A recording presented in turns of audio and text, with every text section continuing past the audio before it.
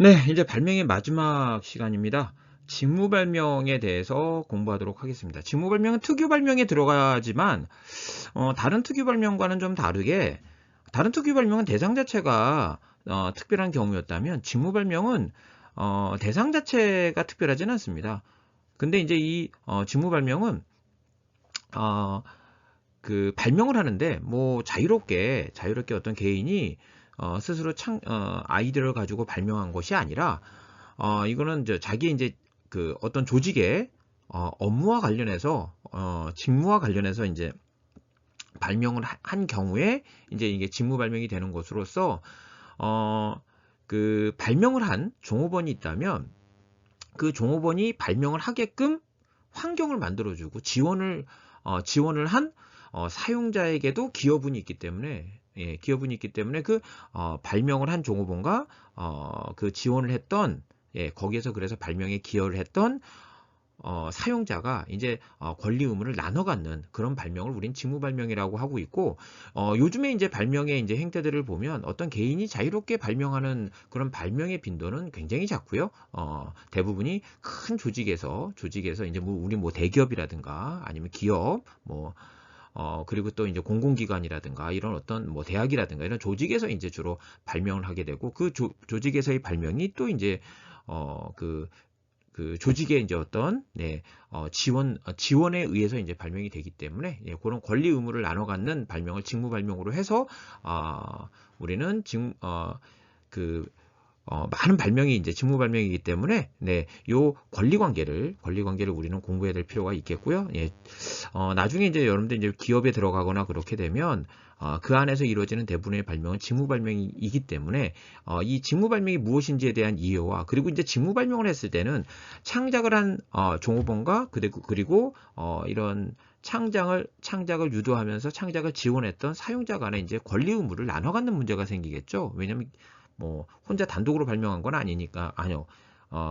혼자만의 힘으로 이제 발명한 게 아니라 그 지원을 받아서 발명한 거니까. 그래서 이제 그런 권리 관계를 공부하는 게 바로 직무 발명 부분이고 이제 기업으로 갔을 때 어떤 나중에 여러분들 사회생활 했을 때 꼭 알아야 될 이 그 권리 관계다. 이렇게 이제 말씀드릴 수 있습니다. 그래서 굉장히 중요하다. 예.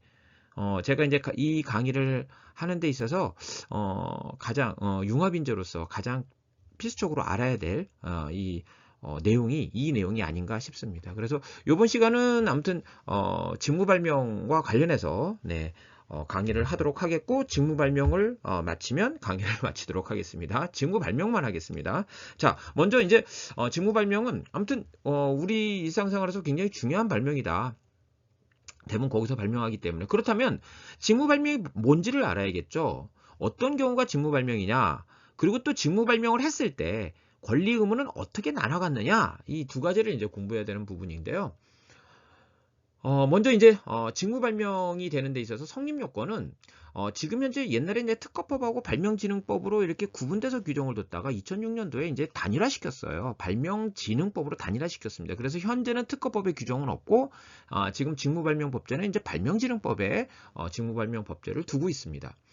그러면 이제 직무발명이 이렇다라고 이제 정의를 하고 있는데요. 발명진흥법 제2조에서 자, 이렇게 성립요건, 그러니까 그 직무발명이란 해가지고 정의 규정을 분설한 게 성립요건입니다. 그래서 이제 직무 발명이 되기 위한 세 가지 요건으로 분설을 했는데, 자, 그걸 이제 하나씩 보도록 하겠습니다. 자, 첫 번째는 종업원 등이 직무에 관해서 발명을 해야 됩니다. 네. 근데 여기서 종업원 등이라고 했죠. 등자가 있으니까 여러분들 뭔가 종업원 외에 또 있겠구나. 그렇습니다. 네. 종업원 등이라고 했을 때 이거는 보통 우리 이제 노동법에서 이제 종업원이라고 하는 것은 요즘에 이제 법제가 그런 게 많이 이제 사라졌지만 뭐 이렇게 법제래요. 저 어떤 회사에서 어떤 직급 이런 게 이제 많이 사라졌지만 어, 어, 옛날 기준으로 보면 요즘도 이제 그 정도까지는 구분을 하고 있는데 뭐 부장이라고 하잖아요. 부장.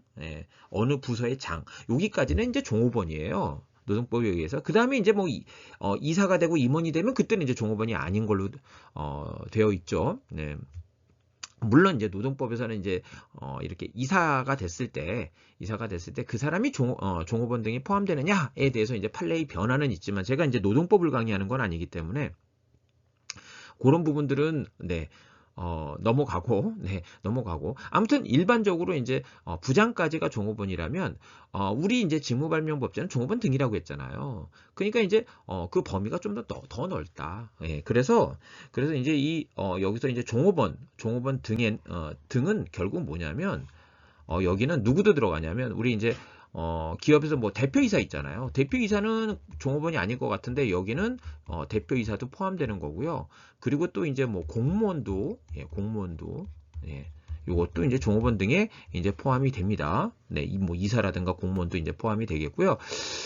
그리고 이제 종업원 등이 되는 데 있어서 그냥 이 관계, 그러니까 일할 책무를 갖고 있으면 다 종업원이에요. 네, 일을 해야 되는 회사에서 일하세요라고 하면 일할 사람은 다 종업원에 이제 들어가게 됩니다. 예, 종업원에 들어가게 되면 그러니까 이제 뭐 대표이사, 뭐 상무이사, 뭐 이런 거 호칭과 상관없이 회사에서 일하세요라고 하면 일해야 될 사람은 다 종업원에 들어간다. 그리고 이제 어떤 근무 형태가 되게 다양하잖아요. 요즘은 이제 옛날에는 다 9시에 출근하고 6시에 퇴근하는 정규직이었다면 요즘 다양한 일의 형태가 있습니다. 예. 아마 이제 21세기는 아마 더 점점 더 일하는 형태가 다양화될 것으로 보입니다. 그래서 여기서 이제 종업원 등에는 일할 책무가 있으면 다 종업원 등에 들어가기 때문에 예컨대 뭐 상근이든 비상근이든 네, 상근이든 비상근이든 아니면 뭐 촉탁이든 뭐 이런 거 따지지 않습니다. 그리고 예컨대 뭐 보수를 지급받건 보수를 지급 안 받건 보수 없이 그냥 일을 하건 요거 이제 무관인 거죠. 보수 상관없습니다. 그리고 이제 보통 이제 최하 연령 뭐 이런 거 있잖아요. 우리가 이제 어떤 근로를 하는 데 있어서 근데 그 최하 연령도 이제 뭐 노동법상 저촉이 된다 하더라도 우리 이제 발명진흥법상 직무 발명에서는 그것이 이제 문제가 되지는 않는다라는 겁니다. 아무튼 이런 경우에 이게 굉장히 넓게 포함이 돼 있죠. 뭐 알바 같은 경우도 여기 다 들어가겠죠. 종업원 등에 들어간다라는 겁니다. 그리고 이제 직무에 관해서 발명하는데 이 직무라는 범위가 어디까지가 직무로 볼 것이냐. 내가 지금 하고 있는 고일만 직무냐. 아니면 관련된 업까지 이제 관련된 분야까지 직무냐. 라고 했는데 우리 이제 직무 발명은 이렇게 이제 예정돼 있는 거. 만약에 이제 연구원이 아니면 설계부의 설계사가 창작하는 거. 이건 직무죠. 그 일을 해야 되는 거죠. 그런데 여기 이제 기대되는 사람이 있어요. 기대되는 뭐 예컨대 공장장이라든가 네, 아니면 뭐 예컨대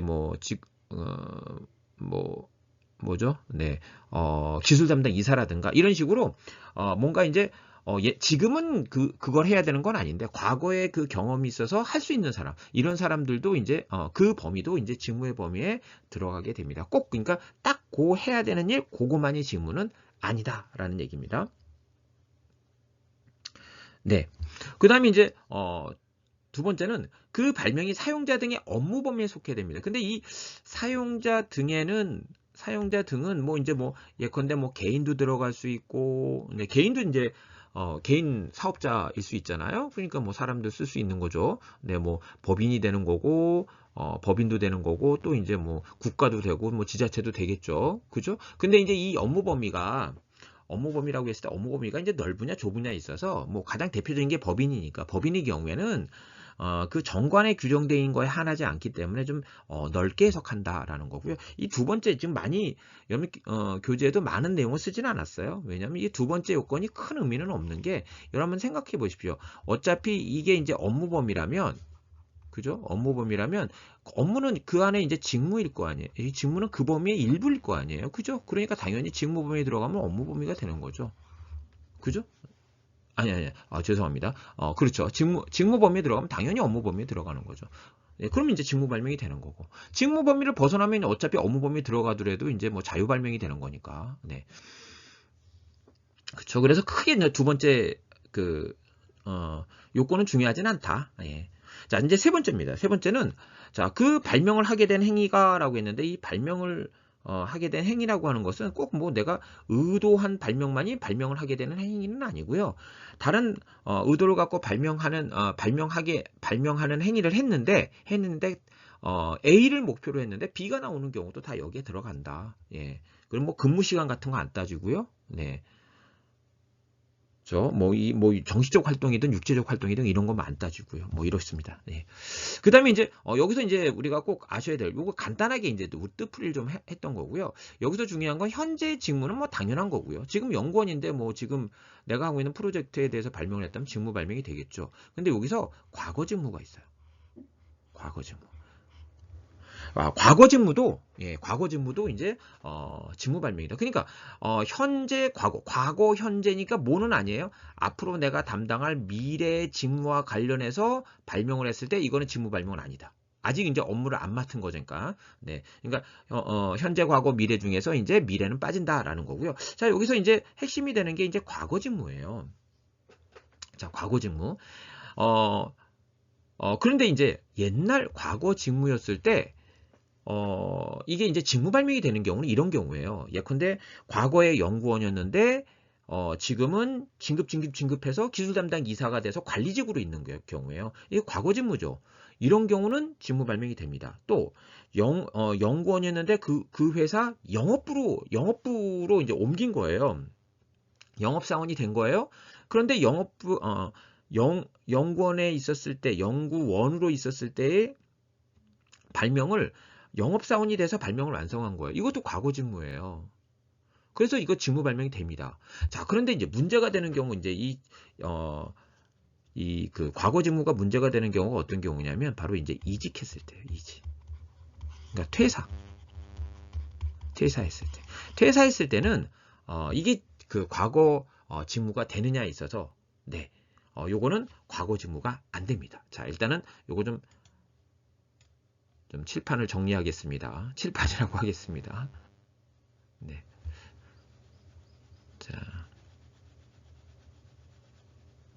자, 그러니까 퇴사한 다음에 내가 기존에 연구원 시절에 하던 것들을 발명을 완성했다. 그러면 그거는 직무 발명 아니다. 라는 겁니다. 네. 왜 그런가? 지금 판례는 여기서 과거의 직무에 들어가는 데 있어서 그 기준이 되는 중요한 과거 직무의 판단 기준을 설치를 합니다. 네, 그게 뭐냐면요. 네, 바로 발명 완성 시 고용관계가 있어야 돼요.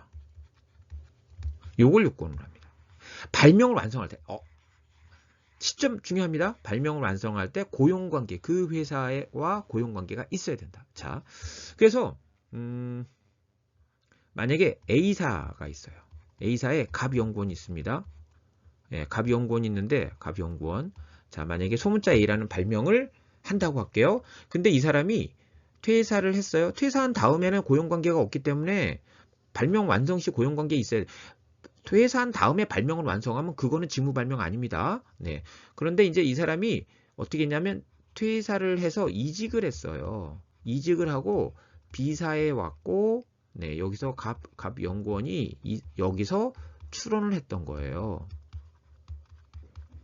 네, 소문자 A라는 발명에 대해서. 자, 이렇게 됐을 때 여기서 이제 기술 유출 문제가 생기는 거죠. 이렇게 했을 때 그러면 A사의 그러면 직무 발명이냐, B사의 직무 발명이냐, 이게 이제 문제가 되는 거예요. 이거 굉장히 중요한 문제죠. 네. 그런데 판례는 뭐라고 얘기했어요? 발명 완성 시 고용관계가 있어야 된다. 즉, 자, A사에서 발명을 여기서 완성했다면, 여기서 출원했다 하더라도 일정한 사용자로서의 권리는 이쪽이 가져가는 거고요. 네. 근데 만약에 발명을 여기서 발명을 완성 못하고 여기서 발명을 완성했다. 그러면 B사의 직무 발명이 돼서 B사가 일정한 권리를 갖게 되는 겁니다. 굉장히 중요한 거죠. 네, 발명 완성 시점이 언제냐. 근데 이제 겉으로 드러나는 정황은 어떻습니까? 아니, B사의 연구원이 출원한 경우니까 B사는 문제될 게 없어요. 근데 이제 문제는 뭐냐면 A사의 직무 발명인데 B사 와서 출원하는 경우에 겉으로 드러나는 건 B사 직원이잖아요. 그럼 A사가 권리를 가져요? 갑은 지금 B사 소속이라는 거죠. 그럼 A사의 권리라고 얘기하겠어요? 일반적으로? 아니겠죠. 그러니까 이제 결국은 자, 이렇게 발명 완성한 시점에 회사, 회사의 직무 발명이 되는데 문제는 자, 여기서 발명을 했는데 여기서 출원했을 때 그러면 B사가 일정한 권리를 갖기 위해서는 누가 입증을 해야 된다? 우리 이제 민사소송법에서는 법률 요건 분류설이라는 게 있어요. 그래서 결국은 이익을 얻는 자 그리고 주장하는 자가 입증 책임을, 증명 책임을 갖게 되어 있거든요. 그러니까 이제 이 A사가 주장하겠죠. 우리 직무라고. 그러면 A사가 입증을 해야 돼요. 여기서 발명을 완성했다는 거. 여기서 완성했으면 이쪽에서 권리를 갖는 게 맞는데 여기서 완성했는지를 A사가 입증을 해야 된다는 거예요. 어떻게 입증할 거예요? 그래서 자, 당황스럽죠. A사는. 그러니까 이런 경우에 이제 A사가 아무런 준비를 안 했으면 결국은 A사에서 투자는 다 하고 실제 이득은 B사가 얻게 되는 그런 결과가 된다는 거죠. 그래서 이제 A사는 자신의 이제 투자본, 자신이 가질 자격이 있는 권리를 확보하기 위해서 우리는 어떤 준비를 해야 되는가라는 겁니다. 그러니까 일명 이제 조치죠, 조치. 아이고, 너무 내려갔네요. 조치. 자, 조치는 두 가지가 있어요. 두 가지가 있는 게 하나는 뭐냐면 우리 이제 연구일지 작성을 의무화합니다.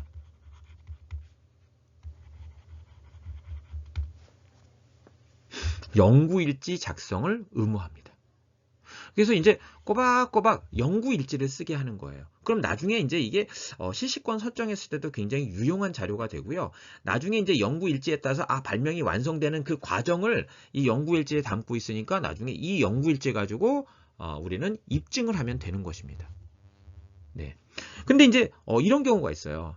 아예 이게 갑 연구원이 오래전부터 이제 이쪽하고 이제 약속을 해가지고 미리 이 A라는 발명을 여기서 완성하고 가져 나갈 거를 생각하면서 이제 연구원 활동을 하는 거죠. 그러면 이제 이 연구일지도 어떻게 하겠습니까? 조작을 할 수가 있다는 거예요. 그러니까 이게 연구일지만 가지고는 안 된다는 거죠. 그래서 이제 우리 미국에서 많이 쓰는 계약 스킬인데 우리도 이제 취하고 있는 게 요즘도 이제 많이 하고 있는 게 뭐냐면 종업원 계약할 때요.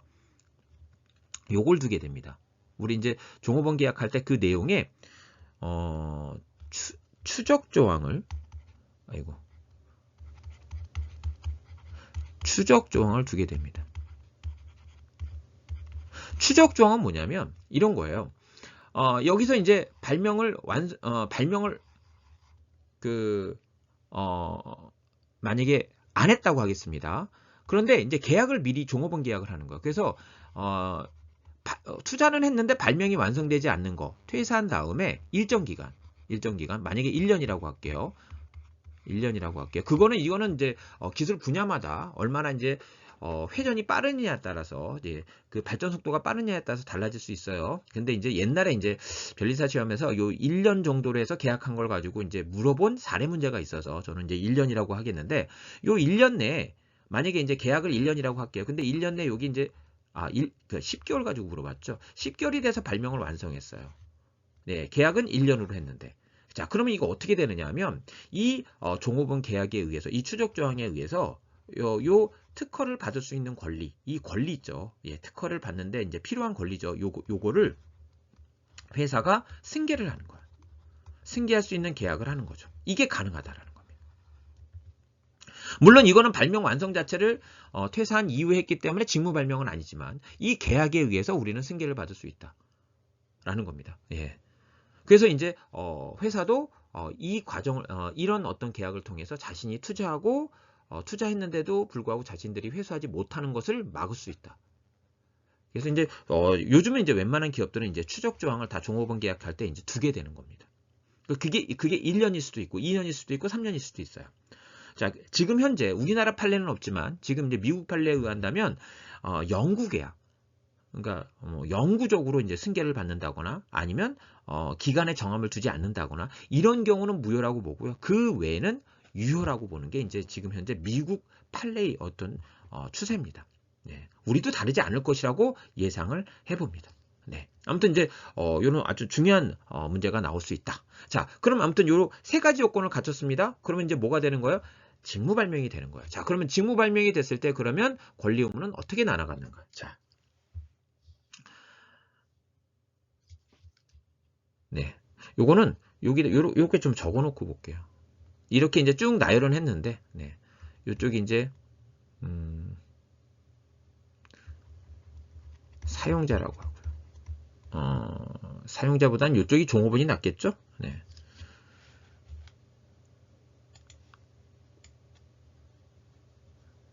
종업원이 옆에 있으니까, 자, 이쪽은 이제 종업원이라고 하고요. 이쪽을 사용자라고 하겠습니다. 자, 종업원이 창작을 했고 사용자가 거기에 대해서 뭐 아이템 같은 거 줄 수도 있고, 네, 이제 아무튼 지원을 한 거죠. 네. 그래서 발명을 하는데 기여를 했던 사람입니다. 창작을 한 건 아닙니다. 자, 이랬을 때 이제 기여한 몫이 있기 때문에 서로 이제 권리 의무를 나눠 갖는다는 거예요. 네, 종업원이 다 갖는 게 아니라 사용자가 다 갖는 게 아니라, 자, 그럼 어떻게 갖도록 하고 있느냐? 자, 먼저 창작에 대한 권리니까 누가 갖는다? 창작을 한 자가 갖는다. 창작을 한 자가 갖는다. 그래서 이제 요게 키워드만 적을게요. 네, 여기 있지만, 네. 그래서, 특허를 받을 수 있는 권리. 원래 우리가 발명을 하면, 심사를 거쳐서 이제 출원하고 심사를 거쳐서 특허권이 발생되잖아요. 네, 그때까지 임시적으로 우리는 권리가 주어지는데 그게 특허를 받을 수 있는 권리예요. 줄여서 우리는 특받권 이렇게 이제 표현하고 있거든요. 그러면 창작에 관한 권리니까 그러면 창작에 관한 권리인 처음으로 이제 창작에 관한 권리인 특허를 받을 수 있는 권리는 누가 갖겠습니까? 창작자가 갖는 겁니다. 그게 이제 직무발명법제입니다. 그래서 권리는 이 종업원이 갖게 됩니다. 여러분 이거 잘 알고 계십시오. 특박권은 종업원이 가져요. 종업원이. 우리가 보통 이제 기업에서 노동법의 어떤 마인드, 그러니까 이제 뭐 열심히 노력했고 그 산물을 회사에 넘기고 나는 월급을 받는다. 이런 개념으로 창작을 생각하시면 안 됩니다. 창작에 관한 권리는 창작자가 갖는 거예요. 창작자가. 네. 이거는 어떤 계약이 있었다 하더라도 직무발명인 경우에도 창작에 관한 권리는 종업원이 갖는다. 창작자가 갖는다. 자, 그 다음에 이제 뭐가 있냐면 이제 발명자가 종업원이잖아요. 그래서 발명자 게재권이 있어요. 게재권이 있어요. 그쵸? 옆에 있죠? 네, 옆에 있죠. 여기 이제 게재권이 있어요. 근데 이제 이 게재권은 이건 뭐냐면 명예권이에요. 이게 재산권은 아니죠. 밝혀주는 거죠. 이 사람이 발명했습니다. 박수 쳐주세요. 짝짝짝. 요게 이제 게재권입니다. 네. 어떤 경우에는 어떤 돈보다도 이 게재권이 더 중요할 수도 있습니다. 사람들한테 밝혀주고 뿌듯하고, 네, 회사에서 인정해주고 이런 것들이 사실 얼마의 보상금 이거보다 더 중요할 수 있습니다. 자, 아무튼 게재권을 종업원이 갖게 됩니다. 자, 그러면 사용자도 기여를 했잖아요. 그럼 사용자는 뭘 갖느냐? 사용자는 최소한 그 발명을 하는데 기여를 했기 때문에 창작은 안 했지만 그래서 그냥 그 발명을 쓸 수 있도록 해줍니다. 네, 그래서 이게 이제 무상해. 그러니까 무상이라고 하는 건 로얄티 주지 않는다는 거예요. 이미 이제 기여한 것에 대한 대가로서 형평성 입장에서 주는 거니까 이거 무상해. 로얄티 안 주고 법정 실시권을 갖게 됩니다. 법정만 쓸게요. 로얄티 안 줘요, 이거는. 자, 그런데 이제 사용자가 그러면 그냥 쓸 수 있는 권리를 갖는 것까지는 오케이, 좋아요. 근데 내가 막 저쪽에 권리 행사도 하고 내가 이쪽에 네, 이제 실시권 계약도 해서 수익도 그걸 가지고 수익도 발생시키고 싶고 뭐 이럴 수 있잖아요. 그죠? 근데 이제 법정 실시권은 이거는 그냥 그 채권적 권리입니다. 그러니까 본인이 쓰는 권리지 남한테 뭐 침해 주장하거나 이럴 수 있는 권리는 아니거든요. 그래서 이제 사용자가 그 발명에 대한 권리를 확보하고 싶은 거예요. 예. 특허권이라든가 독점 메타권을. 예, 그래서 침해 주장할 수 있고 그걸 양도할 수 있는. 그래서 이제 확보하고 싶은데 확보할 수 있느냐? 오케이. 확보할 수는 있다. 예, 그런 권리를 준다. 어떤 경우에? 이게 직무 발명인 경우에는 충분히 사용자도 기여했지 않느냐? 그러니까 뭐 할 수 있다? 미리. 여기 이제 예약이라고 하는 것은 미리예요. 미리. 예. 미리 예약을 걸어 놓을 수 있어요. 예. 그래서 요걸 우리는 뭐라고 하면 예약 승계권이라고 합니다. 그 대신 요거는 네. 독점 배타권에 대해서 예약 승계를 하겠죠. 어차피 법정 시권은 채권적 권리는 있는 거니까. 네, 미리 예약을 거는 거예요. 발명 완성하기 전에. 네. 그래서 이제 특박권을 승계할 수도 있고, 아예 특허권이 발생한 다음에 승계할 수도 있고, 아니면 이제 전용 시식권, 독점 배타권이면 되니까 전용 시식권 설정하는 계약을 할 수도 있다라는 겁니다. 이거는 그러니까 이제 직무 발명이기 때문에, 그러니까 기여를 했기 때문에, 사용자가 기여를 했기 때문에 이런 걸 주는 것이다라는 겁니다. 네. 그리고 또 이제 뭐가 있냐면 출원 유보 등의 권리가 있어요. 그러니까 노하우를 보유하기 위해서 승계는 했는데 내가 이거 추론하는 것보다는 노하우를 보유하는 게 좋겠어요. 아니면 추론한 다음에도 이제 취하 포기를 하는 거죠. 사람들이 안 알리기 위해서. 네, 이렇게 유보할 수도 있다라는 겁니다. 네. 자, 그런데 자, 여러분들 저 사용자가 종업원이 발명하는데 기여한 몫이 있잖아요. 기여한 몫이 만약에 숫자 3이라고 할게요. 그러면 이 숫자 3에 대한 대가로 주어지는 게 뭐예요? 요거예요, 요거. 그러면 이걸 줬는데도 불구하고 더 갖겠다는 거잖아요. 그러니까 얘가 10개를 갖겠다는 거거든요. 예를 들어서. 그러면 이거는 자기가 기여한 부분보다도 더 많이 가져가는 거잖아요. 네, 그렇습니다. 그래서 요 경우는 요렇게 예약 승계를 하거나 승계를 받은 다음에 이제 우리가 유보하는 경우죠. 네. 유보하는 경우에는 뭘 해야 되냐면 보상금을 줘야 돼요.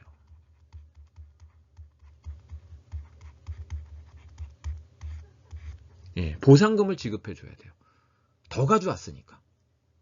이게 이제 이 보상금이 이게 뭐 출원 보상금도 있고요. 네, 그다음에 이제 실시 보상금도 있고 나중에 이제 처분 보상금도 있고 이렇게 돼서 종업원이 이 보상금이 굉장히 이제 연구원 활동을 하게 되면 굉장히 네, 짭짤합니다. 그리고 이거 가지고 대박 날 수도 있어요. 우리나라는 조금 보상 금액이 좀 작긴 하지만 뭐 미국이나 일본 같은 경우는 보상 금액이 상당해서 회사는 평범한 중견 회사인데 그 평범한 종업원이 재벌인 경우가 있어요. 이 보상금 때문에. 네. 그래서 21세기는 창작의 시대다라고 얘기할 수 있는 게 이제 이런 어떤 보상금이 점점 비율이 커지고 있다라는 거. 네. 그래서 아무튼 이거는 이 보상금은 반드시 줘야 됩니다. 그래서 우리는 법적으로 이거 뭐라고 그러냐면 강행 규정이라고 해요. 회사 내규에 없다고 해서 안 주는 거 안 됩니다. 반드시 주도록 돼 있다라는 겁니다. 그러면 꼭 돈이어야 되느냐? 그럼 돈이 좀 어려운, 돈을 주기 어려운 뭐 중소기업이라든가 이런 경우는 어떻게 되겠습니까? 이런 경우는 뭐 예컨대 일격입 특징이라든가 아니면 유급휴가라든가 뭐 이런 형태 돈에 준하는 것으로 이제 줘도 되는 것이죠. 그 대신 반드시 줘야 된다. 회사 내에 내규가 없다 하더라도 반드시 줘야 된다라는 겁니다. 잘 기억해 두십시오. 네, 여러분한테는 아주 중요한 내용들입니다. 네, 중요한 내용들입니다. 자, 그러면 다시 또 이제 또 보면 어떤 이제 나머지가 있냐면 나머지 이제 권리 의무가 있냐면 여기 우리 사용자에게 동의권이 있어요. 요거는 이제 이 동의권은 뭐냐면 사용자가 이제 예약 승계를 통해서 독점 배타권자가 된 게 아니라 그냥 법정 시시권만 갖고 있는 거예요. 법에서 정한 시시권. 그냥 이거는 계약에 의해서 시시권이 생기는 게 아니라 그냥 법에서 직무 발명이면 당연히 그 사용자에게 주는 시시권이에요. 근데 이제 자 만약에 이게 특허권이 없어지면 이 부수적인 권리인 시시권은 어떻게 되겠습니까? 소멸되겠죠. 그래서 이제 부치기 손해를 받을 수 있어요, 사용자가. 그래서 사용자는 뭐가 있냐? 만약에 이제 종업원이 포기 등을 했을 때, 포기 등을 하려고 할 때 반드시 이제 사용자에게 뭘 받아라? 동의를 받아라. 그래서 여기는 동의권을 인정해주고 있어요. 동의를 해야지만 특허권을 이제 포기 등을 할 수가 있는 거예요.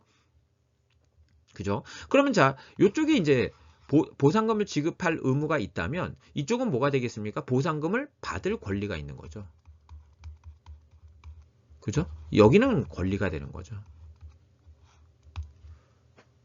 보상금을 받을 권리가 되는 거죠. 자, 그러면 자, 여기서 이제 이걸로 끝나는 게 아니라 또 뭐가 있냐면 최소한 종업원이 예약 승계를 했어요. 그럼 최소한 사용자가 특허를 받는데 문제는 없어야 되지 않겠습니까? 그래서 특허를 받는데 문제가 되지 않도록 출원할 때까지. 왜냐하면 이제 앞으로 이제 특허 요건을 할 텐데 특허 요건은 대부분이 이제 시점이 이제 출원시입니다. 네, 그래서 출원할 때까지는 비밀로 유지해야지 특허를 받을 수 있을 거 아닙니까? 네, 그래서 출원 시까지는 비밀을 유지하도록 하고 있는 거예요. 물론 이제 승계를 안 했다면 이거는 아니겠고요. 근데 여기서는 뭐 네. PPT에는 이렇게 여기까지만 썼지만 조금 더 얘기하자면 출원 시까지는 비밀을 유지해야 되는데 만약에 이걸 부정한 목적으로 요걸 갖다가 누설을 했어요. 만약에 누설을 했다고 하겠습니다. 출원 전에. 그러면 이제 어떻게 되냐면 발명진흥법 제58조에 의해서 3년 이하의 징역 3천만 원 이하의 벌금형에 처해지게 돼요. 네. 여기 이제 발명진흥법에 있는 형사적 제재 규정입니다. 네, 그래서 3년 3천만 원짜리 해당될 수 있다. 요거는 이제 누구에게 종업원에게 주어진 의무입니다. 의무. 그리고 또 이제 양쪽에 2006년도에 이제 법이 개정이 되면서 양쪽의 의무가 하나씩 들어간 게 종업원이 본인이 발명을 해놓고 막 이거를 사용자에게 알려주지도 않고 막 이거를 뭐 자기가 창업을 한다거나 다른 사람한테 넘기거나 이럴 수 있잖아요. 그래서 이제 의무를 하나 신설을 합니다. 그게 뭐냐면 발명 완성 사실을 알려주도록 합니다. 누구에게? 사용자에게. 이럴 의무를 이제 부여하고 있고요. 그럼 이 종업원에게만 의무를 부여하면 종업원이 기분 나쁘지 않겠습니까? 예. 우리가 조화를 이뤄야겠죠. 네, 그래서 사용자에게도 뭐가 주어지냐면 종업원이 발명 완성 사실을 통지를 했을 때 꼭 통지를 한 다음이어야 되는 건 아닌데 이제 판례를 통해서 확인한 게 그 대신 일정 기간 동안 발명 완성 사실을 통지한 다음에 이걸 예약 승계는 이미 한 거니까 네. 한 경우도 있고 안 한 경우도 있는데 그냥 한 경우로 일반적으로 얘기하겠습니다. 그러면 이제 예약 승계를 했는데도 불구하고 승계할지 말지 예약을 했다 하더라도 승계를 안 할 수도 있잖아요. 그죠? 예, 안 할 수도 있죠. 예, 보통 이제 요즘 많이 문제가 되긴 하던데 뭐 이제 KTX를 한꺼번에 뭐 몇백 개 자리를 예약을 해놓고 그 다음에 이제 뭐 안 가버리고 그걸 뭐 다른 사람한테 일부 판다거나 뭐 이런 식으로 하고 아니면 다 취소해버리는. 그래서 저는 개인적으로 그렇게 예약을 했으면 예약을 한다고 하는 것은 전제가 간다는 전제가 있는 거잖아요. 그리고 예약을 했는데 만약에 본인이 취소하면 뭐 식당이라든가 그 기관 같은 경우는 손해를 보는 거잖아요. 그렇기 때문에 저는 예약은 되게 신중하게 해야 된다. 따라서 예약을 했는데 만약에 예약을 취소했을 때는 일정한 금전적인 어떤 손해는 입어야 된다 이렇게 생각합니다. 그래서 예약도 그냥 저 예약할게요가 아니라 예약을 할 땐 예약금을 걸어야 된다고 저는 생각해요. 그리고 만약에 예약을 취소할 때는 그 예약금 정도는 우리가 이제 그걸 포기하고 이제 예약을 취소해야겠죠. 이 정도는 해야 되지 않을까 이런 생각을 좀 해봅니다. 그러니까 이제 최소한 여기서 발명 완성 사실을 통지했고 예약 승계를 했다면 최소한 승계할지 말지는 알려줘야 되는 거 아닙니까? 그러니까 불승계할 수도 있죠. 상황에 따라서. 그렇지만 최소한 알려는 줘야죠. 저 승계 못합니다. 아니면 저 승계합니다. 이건 알려줘야겠죠. 그래서 요거는 발명 완성 사실을 통지한 다음에 4개월 이내 승계를 할지 말지를 그러니까 여부니까 승계할지 승계 안 할지를 반드시 통지해 두도록 하고 있다. 그래서 예약 승계가 있는 경우에 만약에 이걸 의무를 위반해서 만약에 통지를 안 하게 되면 거기에 따른 제재가 있습니다. 라는 거죠. 네, 요 정도 요 정도 뭐 보시면 될 것 같습니다. 네. 네, 그래서 이제 그 제재는 뭐냐면 제재는 다시 이제 그 종업원에게 이제 그 허락을 받아야 동의를 받아야 돼. 예, 그래야지만 이제 우리는 시시권이 이제 인정이 됩니다. 예, 통상시권을 갖게 되는 거고요. 자, 그러면 이제 한 가지만 더 짧게 말씀드릴게요. 여기 보면 쭉 다 얘기를 했는데 여기 뭐 단 해가지고 이렇게 들어가 있죠. 무상의 법정 시시권이 있는데 이제 중소기업이 아닌 기업. 중소기업이 아닌 기업이 어디겠습니까? 대기업 아니면 중견기업이에요. 이런 경우는 예약 승계를 해야지 법정 시시권이 발생되는 형태로 인정하게 되는 거죠. 네, 이거는 왜 이렇게 해놨겠습니까? 여러분 이제 종업원 입장에서 회사가 그 발명을 가져가고 발명에 대한 권리를 가져가고 사용자가 종업원에게 보상금을 주는 게 종업원 입장에서 불만이겠습니까? 아니요, 기쁨입니다. 네, 즐거움입니다. 네. 그렇기 때문에 그러면 더 뭐야 내가 그냥 출원만 한 거 내가 그냥 회사 업무로 출원만 발명만 한 걸로 끝나는 게 아니라 수당도 주네. 수당도 거기다가 이제 거기다가 그냥 출원 수당 외에 발명 수당 외에 거기다가 만약에 회사가 실시해서 만약에 그 많은 이익이 남게 되면 거기 일정 부분은 또 내가 내 수익이 되네라고 하면서 다시 이제 발명을 또 계속 하게 될 어떤 드라이빙 포스, 추진력이 될 수 있기 때문에 그렇게 이제 산업 발전을 위해서 중소기업이 아닌 기업은 예약승계 해라. 그래야지 이제 종업원들이 신이 나서 발명을 한다. 예, 그걸 통해서 우리는 산업 발전을 이루어야 되지 않겠느냐라고 해서 중소기업이 아닌 기업, 그러니까 중소기업 같은 경우는 아무래도 이제 자금적인 부분에 있어서 이제 여러 가지 어려움이 있을 수 있기 때문에 거기는 강제는 못 하겠고, 그래도 한 중견기업 이상 되는 경우는 이거는 강제도 된다라고 판단을 해서 예약승계가 있을 때만 아예 그냥 법정 시효권도 주는 형태로 이렇게 이제 법을 개정을 했는데요. 마음은 이해하겠는데 법은 이렇게 바꾸면 안 됩니다. 그러니까 이제 법을 만들 때는 네. 이렇게 내가 이게 옳은 거야 라고 해가지고 거기에 부합하게 법을 만드는 거 이건 굉장히 이게 어떤 네. 이 법치주의에 있어서 굉장히 이제 마이너스 요소가 돼요. 이렇게 법을 운영하면 안 됩니다. 네. 이렇게 왜냐면 이 직무발명이라고 하는 그 법정 시권을 준 거는 사용자가 그만큼 투자했기 때문에 준 거잖아요. 근데 예약 승계를 안 했다고, 예약 승계하고 무슨 상관이 있어요? 예약 승계를 안 했다고 법정 시권을 안 줘요? 사용자는 투자한 건데, 나는 근데 법정 시권 아니 특허까지 필요 없거든요. 시시권만 있으면 되는 거니까. 근데 이거를 어떤 그 산업 발전이라는 측면에서 종업원의 어떤 발명 의욕을 고취시키기 위해서 무조건 예약 승계를 강제한다는 거잖아요. 회사 규모가 좀 있다고 해가지고. 그리고 이 예약 승계를 안 했을 때는 법정 시권도 안 준다라는 건데, 아니 법정 시권 예약 승계 안 한 것과 법정 시권을 안 준다는 게 말이 됩니까? 완전 별개의 문제인데. 네, 그래서 요 법은 어떤 취지고 어떤 의미인지는 알겠지만 이 규정은 삭제되는 게 저는 맞다고 생각합니다. 네, 아무튼 네, 이렇게 해서 직무 발명에 대한 얘기를 네, 마무리하도록 하겠습니다. 아무래도 이제 직무 발명은 조금 더 이제 긴 호흡으로 얘기를 해야 되고, 여러분이 이제 이 강의를 듣는 데 있어서 저는 굉장히 중요한, 여러분이 회사 갔을 때 이걸 다 기억하지 못한다 하더라도 최소한 그러면 내가 발명을 했을 때 내가 어떤 권리를 갖는 것이고 사용자는 어떤 의무를 갖는가, 기본적으로 보상금을 받느냐 못 받느냐, 내가 그러면 특박권을 갖느냐 안 받느냐, 요 정도는 여러분들이 기억하고 회사 들어가시는 게 좋겠다 라는 판단하에 네, 굉장히 이제 써먹을 때가 많아서 좀 길게 말씀을 드렸습니다. 네, 자, 좀 길어서 빨리 마무리하도록 하겠습니다. 자, 수고하셨습니다. 다음 시간에 뵙겠습니다.